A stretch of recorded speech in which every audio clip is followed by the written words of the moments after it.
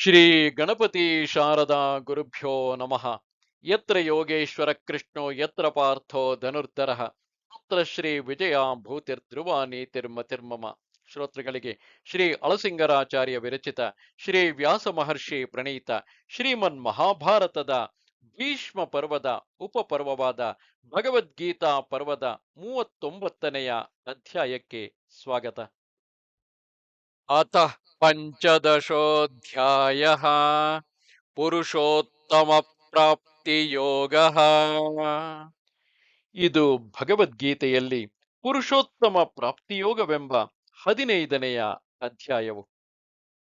ಶ್ರೀ ಭಗವಾನುವಾಚ ಊರ್ಧ್ವಮೂಲಮಧಃ ಶಾಖಂ ಅಶ್ವತ್ಥಂ ಪ್ರಾಹುರವ್ಯಯಂ ಛಂದಾಂಸಿ ಯಸ್ಯ ಪರ್ಣಾನಿ ಯಸ್ತಂ ವೇದ ಸ ವೇದವಿತ್.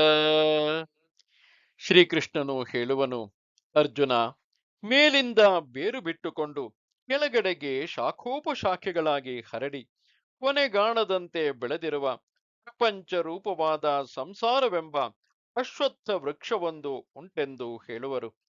ವೇದಗಳೇ ಅದರ ಎಲೆಗಳು. ಇದನ್ನು ಬಲ್ಲವನೇ ವೇದಜ್ಞನು.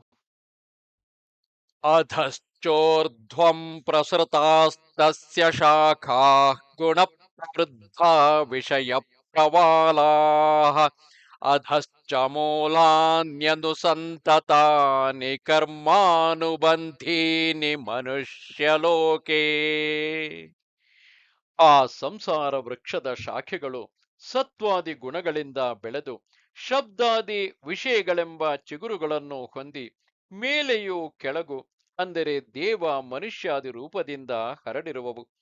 ಆ ವೃಕ್ಷದ ಕೆಳಗಿನ ಕೊಂಬೆಗಳಲ್ಲಿಯೂ ಅಂದರೆ ಮನುಷ್ಯ ಲೋಕದಲ್ಲಿಯೂ ಕರ್ಮಗಳೆಂಬ ಹಲವು ಸಣ್ಣ ಬೇರುಗಳು ಹೊರಡುತ್ತಿವೆ. ನ ರೂಪಮಸ್ಯೇಹ ತಥೋಪಲಭ್ಯತೆ ನಾಂತೋರ್ನ ಚಾದಿರ್ನ ಚ ಸಂಪ್ರತಿಷ್ಠಾ ಅಶ್ವತ್ಥಮೇನಂ ಸುವಿರೂಢಮೂಲಂ ಅಸಂಗಶಸ್ತ್ರೇಣ ದೃಢೇನ ಛಿತ್ವಾ. ಆದರೆ ಆ ವೃಕ್ಷದ ರೂಪವಾಗಲಿ ಅದರ ಬುಡವಾಗಲಿ ಕೊನೆಯಾಗಲಿ ಅದರ ನೆಲೆಯಾಗಲಿ ತಿಳಿಯಲಾರದು. ಚೆನ್ನಾಗಿ ಬೆಳೆದು ಬೇರೂರಿರುವ ಈ ಸಂಸಾರ ವೃಕ್ಷವನ್ನು ವಿಷಯ ವೈರಾಗ್ಯವೆಂಬ ಶಸ್ತ್ರದಿಂದ ಕಡಿಯಬೇಕು. ತತಃ ಪದಂ ತತ್ಪರಿಮಾರ್ಗಿತವ್ಯಂ ಯಸ್ಮಿನ್ ಗತಾ ನ ನಿವರ್ತಂತಿ ಭೂಯಃ ತಮೇವ ಚಾದ್ಯಂ ಪುರುಷಂ ಪ್ರಪದ್ಯೆ ಯತಃ ಪ್ರವೃತ್ತಿಃ ಪ್ರಸೃತಾ ಪುರಾಣಿ. ಅಲ್ಲಿಂದ ಮುಂದೆ ಎಲ್ಲಿಗೆ ಹೋದರೆ ತಿರುಗಿ ಪುನರ್ಜನ್ಮವಿಲ್ಲವೋ ಅಂತಹ ಪ್ರಾಪ್ಯ ಸ್ಥಾನವನ್ನು ಹುಡುಕಬೇಕು. ಯಾವನಿಂದಲೇ ಪುರಾತನಗಳಾದ ಆ ಗುಣಗಳಲ್ಲಿ ಆಸಕ್ತಿಯು ಪ್ರಸರಿಸಿತೋ ಆ ಆದಿಪುರುಷನನ್ನು ಮೊರೆ ಹೋಗಬೇಕು. ನಿರ್ಮಾನಮೋಹಾಜಿತ ಸಂಗದೋಷಾಃ ಅಧ್ಯಾತ್ಮನಿತ್ಯಾ ವಿನಿವೃತ್ತ ಕಾಮಾಃ ದ್ವಂದ್ವೈರ್ವಿಮುಕ್ತಾಃ ಸುಖ ದುಃಖ ಸಂಜ್ಞೈಃ ಗಚ್ಚಂತ್ಯಮೂಢಾಃ ಪದಮವ್ಯಯಂ ತತ್. ದೇಹಾಭಿಮಾನವೆಂಬ ಮೋಹವನ್ನು ತೊರೆದು ಸತ್ವ ರಜಸ್ತಮೋ ಗುಣಮಯಗಳಾದ ಭೋಗಗಳಲ್ಲಿ ಆಶೆಯನ್ನು ಜಯಿಸಿ ಆತ್ಮರತನಾಗಿ ಬೇರೊಂದನ್ನು ಕೋರದೆ ಸುಖ ದುಃಖಾದಿ ದ್ವಂದ್ವಗಳನ್ನು ತೊರೆದು ಆತ್ಮ ಅನಾತ್ಮ ವಿವೇಕವುಳ್ಳವನೇ ಆತ್ಮಸ್ವರೂಪವನ್ನು ಹೊಂದುವರು. ನ ತದ್ಭಾಸಯತೆ ಸೂರ್ಯ ನ ಶಶಾಂಕೋ ನ ಪಾವಕಃ ಯದ್ಗತ್ವಾ ನ ನಿವರ್ತಂತೆ ತದ್ಧಾಮ ಪರಮಂ ಮಮ. ಯಾವ ಆತ್ಮಸ್ವರೂಪವನ್ನು ಸೇರಿದ ಮೇಲೆ ಹಿಂತಿರುಗಿ ಪ್ರಕೃತಿ ಸಂಬಂಧವಿಲ್ಲವೋ ಆ ಆತ್ಮನ ತೇಜಸ್ಸನ್ನು ಸೂರ್ಯನಾಗಲಿ ಚಂದ್ರನಾಗಲಿ ಅಗ್ನಿಯಾಗಲಿ ಪ್ರಕಾಶಗೊಳಿಸದು. ಅದೇ ನನ್ನ ಉತ್ತಮವಾದ ಸ್ಥಾನವು. ಮಮೈವಾಂಶೋ ಜೀವಲೋಕೆ ಜೀವಭೂತಃ ಸನಾತನಃ ಮನಃಷ್ಠಾನೀಂದ್ರಿಯಾಣಿ ಪ್ರಕೃತಿಸ್ಥಾನಿ ಕರ್ಷತಿ. ಶಾಶ್ವತವಾದ ಆ ನನ್ನ ಅಂಶವೇ ಜೀವರೂಪವಾಗಿ ಜೀವಲೋಕದಲ್ಲಿ ಇದ್ದುಕೊಂಡು ಪ್ರತಿರೂಪವಾದ ಶರೀರದೊಳಗೆ ಮನಸ್ಸಿನ ಒಡಗೂಡಿದ 6 ಇಂದ್ರಿಯಗಳನ್ನು ಎಳೆಯುತ್ತಿರುವುದು. ಶರೀರಂ ಯದವಾಪ್ನೋತಿ ಯಚ್ಛಾಪ್ಯುತ್ಕ್ರಾಮತೀಶ್ವರಃ ಗೃಹೀತ್ವೈತಾನಿ ಸಂಯಾತಿ ವಾಯುರ್ಗಂಧಾನಿ ವಾಶಯಾತ್. ಈ ಆತ್ಮವು ಯಾವಾಗ ಯಾವ ಶರೀರವನ್ನು ಹಿಡಿಯುವುದೋ, ಯಾವುದನ್ನು ಬಿಟ್ಟು ಹೋಗುವುದೋ, ಅಲ್ಲಿಗೆಲ್ಲ ವಾಯುವು ವಸ್ತುಗಳೊಳಗಿನ ಗಂಧವನ್ನು ಹೇಗೋ ಹಾಗೆ ಆ ಇಂದ್ರಿಯಗಳನ್ನು ಸೂಕ್ಷ್ಮ ರೂಪವಾಗಿ ಎಳೆದುಕೊಂಡೇ ಹೋಗುವುದು. ಶ್ರೋತ್ರಂ ಚಕ್ಷುಸ್ಪರ್ಶನಂ ಚ ರಸನಂ ಘ್ರಾಣಮೇವ ಚ ಅಧಿಷ್ಠಾಯ ಮನಶ್ಚಾಯಂ ವಿಷಯಾನುಪಸೇವತೆ. ಆ ಆತ್ಮವು ಕಿವಿ, ಕಣ್ಣು, ಚರ್ಮ, ನಾಲಗೆ, ಮೂಗು, ಮನಸ್ಸು ಎಂಬ ಈ ಇಂದ್ರಿಯಗಳನ್ನೆಲ್ಲ ಆಧಾರ ಮಾಡಿಕೊಂಡೇ ಶಬ್ದಾದಿ ವಿಷಯಗಳನ್ನು ಅನುಭವಿಸುವುದು. ಉತ್ಕ್ರಾಮಂತಂ ಸ್ಥಿತಂ ವಾಪಿ ಭುಂಜಾನಂ ವಾ ಗುಣಾನ್ವಿತಂ ವಿಮೂಢಾನಾನುಪಶ್ಯಂತಿ ಪಶ್ಯಂತಿ ಜ್ಞಾನಚಕ್ಷುಷಃ. ಪ್ರಕೃತಿ ಗುಣಗಳಿಂದ ಕೂಡಿದ ಆ ಆತ್ಮವು ಅಗಲಿ ಹೋಗುವುದನ್ನಾಗಲಿ, ಇರುವುದನ್ನಾಗಲಿ, ವಿಷಯಗಳನ್ನು ಅನುಭವಿಸುವುದನ್ನಾಗಲಿ ಆತ್ಮ ತತ್ವ ಜ್ಞಾನವಿಲ್ಲದವರು ತಿಳಿಯಲಾರರು. ಜ್ಞಾನ ದೃಷ್ಟಿಯುಳ್ಳವರೇ ಅದನ್ನು ತಿಳಿಯಬಲ್ಲರು. ಯತಂತೋ ಯೋಗಿನಶ್ಚೈನಂ ಪಶ್ಯಂತ್ಯಾತ್ಮನ್ಯವಸ್ಥಿತಂ ಯತಂತೋಪ್ಯಕೃತಾತ್ಮಾನೈನಂ ಪಶ್ಯಂತ್ಯಚೇತಸಃ. ಆತ್ಮಸ್ವರೂಪವನ್ನು ತಿಳಿಯುವುದಕ್ಕಾಗಿ ಪ್ರಯತ್ನ ಪಡುವ ಯೋಗಿಗಳಲ್ಲಿ ಕೆಲವರು ಮಾತ್ರವೇ ಶರೀರದೊಳಗಿನ ಈ ಆತ್ಮವನ್ನು ಕಾಣುವರು. ಶುದ್ಧ ಮನಸ್ಸಿಲ್ಲದವರು ಪ್ರಯತ್ನ ಪಟ್ಟರೂ ಆತ್ಮನನ್ನು ತಿಳಿಯಲಾರರು. ಯದಾದಿತ್ಯಗತಂ ತೇಜಃ ಜಗದ್ಭಾಸಯತೆಖಿಲಂ ಯಚ್ಚಂದ್ರಮಸಿ ಯಚ್ಚಾಗ್ನೌ ತತ್ತೇಜೋ ವಿದ್ಧಿ ಮಾಮಕಂ. ಸೂರ್ಯನಲ್ಲಿರುವ ಯಾವ ತೇಜಸ್ಸು ಲೋಕವನ್ನೆಲ್ಲ ಪ್ರಕಾಶಗೊಳಿಸುತ್ತಿರುವುದೋ, ಹಾಗೆಯೇ ಚಂದ್ರನಲ್ಲಿಯೂ ಅಗ್ನಿಯಲ್ಲಿಯೂ ಯಾವ ತೇಜಸ್ಸುಂಟೋ ಅವೆಲ್ಲ ನನ್ನ ತೇಜಸ್ಸೆಂದೇ ತಿಳಿ. ಗಾಮಾವಿಶ್ಯ ಚ ಭೂತಾನಿ ಧಾರಯಾಮ್ಯಹಮೋಜಸಾ ಪುಷ್ಣಾಮಿ ಚೌಷಧಿಃ ಸರ್ವಾಃ ಸೋಮೋ ಭೂತ್ವಾ ರಸಾತ್ಮಕಃ. ನಾನೇ ಭೂಮಿಯೊಳಗಿದ್ದು ಎಲ್ಲ ವಸ್ತುಗಳನ್ನು ನನ್ನ ಶಕ್ತಿಯಿಂದ ಧರಿಸಿರುವೆನು. ನಾನೇ ಅಮೃತಮಯನಾದ ಚಂದ್ರನಾಗಿ ಎಲ್ಲ ಸಸ್ಯಗಳನ್ನು ವೃದ್ಧಿಗೊಳಿಸುವೆನು.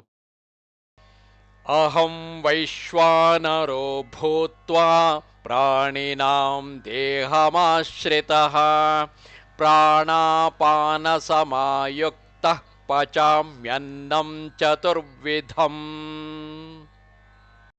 ನಾನೇ ಅಗ್ನಿರೂಪದಿಂದ ಪ್ರಾಣಿಗಳ ದೇಹದಲ್ಲಿ ಇದ್ದುಕೊಂಡು ಪ್ರಾಣಾಪಾನಗಳೊಡನೆ ಸೇರಿ ಭೋಜ್ಯ, ಚೋಷ್ಯ, ಲೇಹ್ಯ, ಪಾನೀಯಗಳೆಂಬ 4 ಬಗೆಯ ಅನ್ನಗಳನ್ನು ವಚನವಾಗುವಂತೆ ಮಾಡುವೆನು. ಸರ್ವಸ್ಯ ಚಾಹಂ ಹೃದಿ ಸನ್ನಿವಿಷ್ಟಃ ಮತ್ತಃ ಸ್ಮೃತಿಜ್ಞಾನಮಪೋಹನಂ ಚ ವೇದೈಶ್ಚ ಸರ್ವೈರಹಮೇವ ವೇದ್ಯಃ ವೇದಾಂತಕೃದ್ವೇದ ವಿದೇವ ಚಾಹಂ. ನಾನು ಎಲ್ಲರ ಹೃದಯದಲ್ಲಿ ಇರತಕ್ಕವನು. ಪ್ರಾಣಿಗಳಿಗೆ ಸ್ಮೃತಿ, ಜ್ಞಾನ, ಊಹೆ ಇವೆಲ್ಲವೂ ನನ್ನಿಂದಲೇ ಉಂಟಾಗುವವು. ಎಲ್ಲ ವೇದಗಳಿಂದ ತಿಳಿಯಬೇಕಾದವನು, ವೇದೋಕ್ತಗಳಲ್ಲಿ ಹೇಳಿದ ಕರ್ಮ ಫಲಗಳನ್ನು ಕೊಡುವವನು, ವೇದಗಳನ್ನು ಚೆನ್ನಾಗಿ ಬಲ್ಲವನೂ ನಾನೇ. ದ್ವಾವಿಮೌ ಪುರುಷೌ ಲೋಕೆ ಕ್ಷರಶ್ಚಾಕ್ಷರ ಏವ ಚ ಕ್ಷರಃ ಸರ್ವಾಣಿ ಭೂತಾನಿ ಕೂಟಸ್ಥೋಕ್ಷರ ಉಚ್ಯತೆ. ಈ ಪುರುಷರಲ್ಲಿ ಅಂದರೆ ಜೀವಗಳಲ್ಲಿ ಕ್ಷರನೆಂದು ಅಕ್ಷರನೆಂದು 2 ಬಗೆಯುಂಟು. ಎಲ್ಲ ಪ್ರಾಣಿಗಳು ಕ್ಷರವೆನಿಸುವವು. ಪ್ರಕೃತಿ ಸಂಬಂಧದಿಂದ ಬಿಡಲ್ಪಟ್ಟ ಮುಕ್ತಾತ್ಮ ಸ್ವರೂಪವು ಅಕ್ಷರವು. उत्तमः पुरुषस्त्वन्यः परमात्मेत्युदाहृतः यो लोकत्रयमाविश्य बिभर्त्यव्यय ईश्वरः. ಇವರಿಬ್ಬರಿಗಿಂತಲೂ ಬೇರೆಯಾದ ಉತ್ತಮ ಪುರುಷನು ಪರಮಾತ್ಮನೆಂದು ಕರೆಯಲ್ಪಡುವನು. ಅವನು ಲೋಕತ್ರಯದೊಳಗೂ ಅಂತರ್ಯಾಮಿಯಾಗಿದ್ದು ಭರಿಸತಕ್ಕವನು. ಅವನಿಗೆ ಪ್ರಕೃತಿ ಸಂಬಂಧ ಮೋಹವೇ ಇಲ್ಲ. ಅವನೇ ನಾನು. यस्मात्क्षरमतीतोऽहम् अक्षरादपि चोत्तमः अतोऽस्मि लोके वेदे च प्रथितः पुरुषोत्तमः. ಹಿಂದೆ ಹೇಳಿದ ಕ್ಷರಾಕ್ಷರ ಕ್ಷರ ಅಕ್ಷರ ಜೀವಗಳಿಗಿಂತಲೂ ನಾನು ಬೇರೆಯಾಗಿ ಅವೆರಡಕ್ಕಿಂತಲೂ ಉತ್ತಮನೆನಿಸಿರುವುದರಿಂದಲೇ ನಾನು ಶ್ರುತಿ ಸ್ಮೃತಿಗಳೊಳಗೆಲ್ಲ ಪುರುಷೋತ್ತಮನೆಂದು ಪ್ರಸಿದ್ಧಿಗೊಂಡಿರುವೆನು. यो मामेवमसम्मूढः जानाति पुरुषोत्तमम् स सर्वविद् भजति मां सर्वभावेन भारत. ಭಾರತ, ಯಾವನು ಪುರುಷೋತ್ತಮನಾದ ನನ್ನನ್ನು ಮೋಹಕ್ಕೀಡಾಗುವ ದೃಢ ಜ್ಞಾನದಿಂದ ತಿಳಿದುಕೊಳ್ಳುವನೋ ಅವನೇ ಎಲ್ಲವನ್ನೂ ಬಲ್ಲವನು. ಅವನು ಎಲ್ಲ ವಿಧದಿಂದಲೂ ನನ್ನನ್ನೇ ಭಜಿಸುತ್ತಿರುವನು. इति गुह्यतमं शास्त्रम् इदमुक्तं मया नघ एतद्बुद्ध्वा बुद्धिमान् स्यात् कृतकृत्यश्च भारत. ರಹಸ್ಯಗಳಿಗೆಲ್ಲ ರಹಸ್ಯವೆನಿಸಿದ ಈ ಶಾಸ್ತ್ರವನ್ನು ನಾನು ನಿನಗೆ ತಿಳಿಸಿದೆನು. ಇದನ್ನು ತಿಳಿದಾಗಲೇ ಮನುಷ್ಯನು ಬುದ್ಧಿವಂತನು, ಕೃತಕೃತ್ಯನು ಎನಿಸುವನು. ಓಂ ತತ್ಸದಿತಿ ಶ್ರೀಮದ್ಭಗವದ್ಗೀತಾಸು ಉಪನಿಷತ್ಸು ಬ್ರಹ್ಮವಿದ್ಯಾಯಾಂ ಯೋಗಶಾಸ್ತ್ರೇ ಶ್ರೀಕೃಷ್ಣಾರ್ಜುನ ಸಂವಾದೇ ಪುರುಷೋತ್ತಮ ಪ್ರಾಪ್ತಿಯೋಗೋ ನಾಮ ಪಂಚದಶೋಧ್ಯಾಯಃ. ಇದು ಭಗವದ್ಗೀತೆಯ ಪುರುಷೋತ್ತಮ ಪ್ರಾಪ್ತಿಯೋಗವೆಂಬ 15ನೆಯ ಅಧ್ಯಾಯವು. ಇದು ಭೀಷ್ಮ ಪರ್ವದ 39ನೆಯ ಅಧ್ಯಾಯವು.